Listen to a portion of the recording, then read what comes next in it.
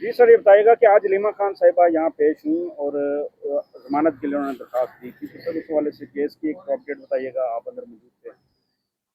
देखिए, आज बिल्कुल वो पेश हुई हैं और हम तमाम लीगल टीम उनके साथ पेश हुए हैं। उनका सिर्फ़ और सिर्फ कसूर ये है, इल्ज़ाम ये है कि आप इमरान खान का पैगाम जो है वो बाहर लेकर आती हैं, कौम को देती हैं। मुख्तलिफ़ मुकदमात में सिर्फ यही रोल डाला गया है कि आपने इस जगह के ऊपर खड़े होकर ये पैगाम दिया कि इमरान खान ने कहा है कि कौम अपने हक़ के लिए खड़ी हो, कौम जो है वो इंसाफ के लिए खड़ी हो, रूल ऑफ लॉ के लिए खड़ी हो, कौम जो है वो आइन की बालादस्ती के लिए खड़ी हो।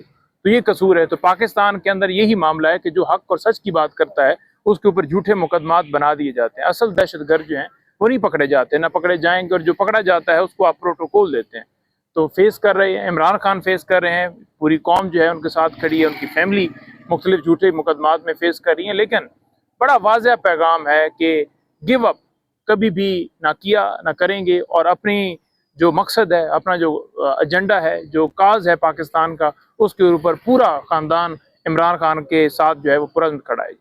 सर, आपने किसी कोर्ट के बाहर बताया था कि 54 MPs MNAs के गिर्द जो है नायली की तलवार लटक रही है।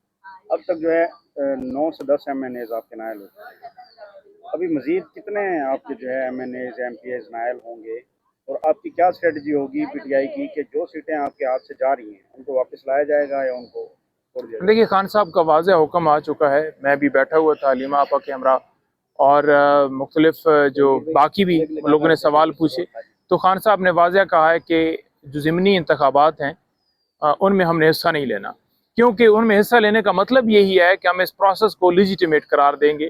तो जितने भी हमारे लोगों को डिस्क्वालीफाई किया गया, कोई शख्स हमारी तरफ से खड़ा नहीं होगा उन सीटों के ऊपर, क्योंकि अगर हम खड़ा होते हैं और हम उस प्रोसेस का हिस्सा बनते हैं, इन्होंने हरा देना है जो कि इनका पूरा प्लान है, तो फिर तो ये वही बात है कि हम उन सज़ाओं को भी तस्लीम कर रहे हैं और हम उस प्रोसेस का हिस्सा भी बन रहे हैं। तो इसलिए फैसला यही है कि कोई भी खड़ा नहीं होगा। अच्छा सर, अभी हलीमा खान साहिबा उस पर शिकायत कर रही थी कि वकला को जो है 26वीं आईनी तरमीम के खिलाफ खड़े होना चाहिए, कोई तहरीक चलानी चाहिए।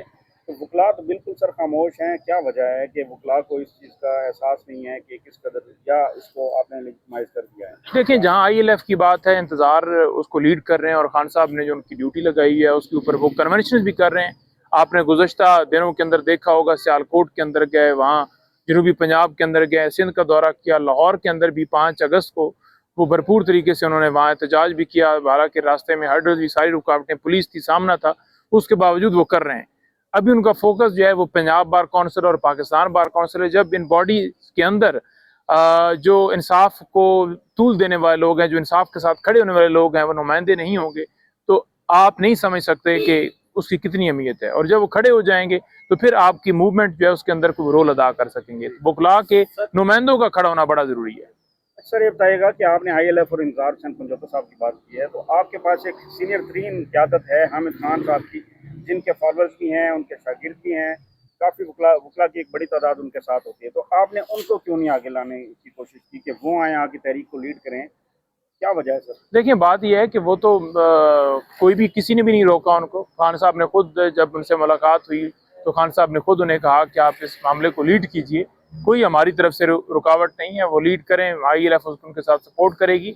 वो सेनेटर भी हैं PTI से, इमरान खान उनको सेनेटर भी बनाया है, और 2 ग्रुप्स हैं पाकिस्तान के अंदर, एक ग्रुप के वो सरबराह हैं, तो वो अगर लीड करते हैं तो डेफिनेटली उससे इम्पैक्ट आएगा। Thank you.